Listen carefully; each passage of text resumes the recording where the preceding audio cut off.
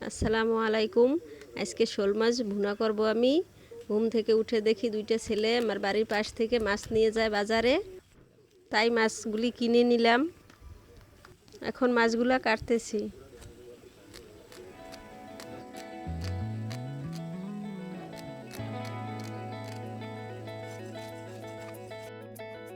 মাছগুলা কাটা শেষ, এখন ধুয়ে নিলাম।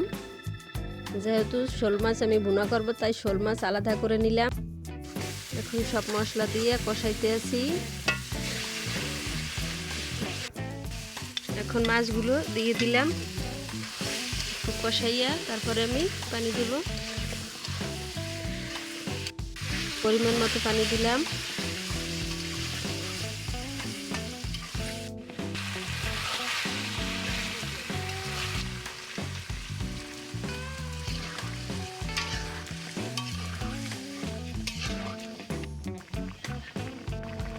দুই তিনটে কাঁচামরিচ দিয়ে দিলাম।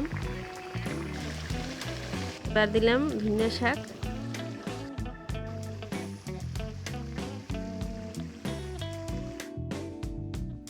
রান্না প্রায় হয়েছে,